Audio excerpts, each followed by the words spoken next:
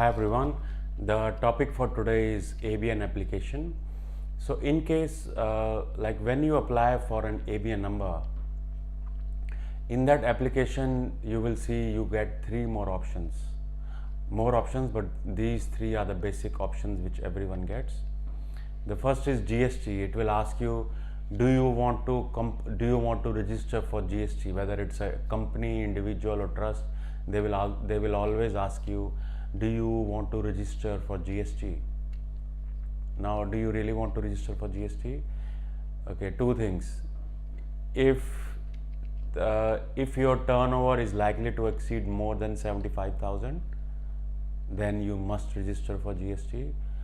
Number two, if your industry is in that category in which you compulsorily have to register for GST, such as taxi industry, if you want to drive Uber, then you have to compulsorily get registered. You don't have an option.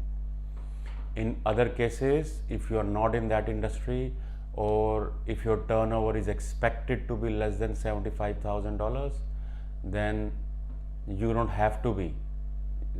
Like then it's an optional. You can get registered, you may not get registered. It is your option.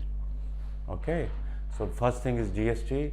Second thing is a trading name. It gives you option in case you want some trading name. For example, the name of your company is SSPTY Ltd. So it will ask you, do you want to apply for a new trading name? Can be SS Foods or like any trading name. If you say yes, I want to apply, it will take you to the ASIC website, Australian Securities Investment Commission, where you apply for a trading name. It is not free of charge. I think you pay some amount for it. It has got option 1 year or 3 years, something like that.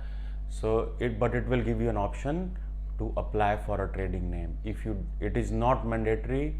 If you do not want to apply for a trading name, then you can work under your entity's name, which is, if your company name is SSPTY Ltd, you can operate under SSPTY Ltd. Or if your name is John Citizen, you can use your name, John Citizen. You don't need a trading name to to operate under your name. So it is not mandatory trading name, but if you want to apply, it is not free, but it will give you an option.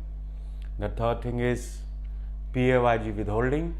PAYG withholding means when you want to hire an employee, then you must register for PAYG withholding, which means that PAYG withholding means you can withhold the tax from their salary. So this is a mandatory requirement only if you want to hire employees. If you want to hire employees, you must register for PAYG withholding, and in that option it will ask you how many expected employees. Just put an expected number and how much tax will you withhold from your employees. It is just an approximate number. It is, it cannot be an exact number. So three things when you apply for ABN: GST, your trading name, and PAYG withholding. In case you have any question, just call us or register on our website taxrefundonspot.com.au, and one of our accountants will give you a call same day. Thanks for watching. See you next time.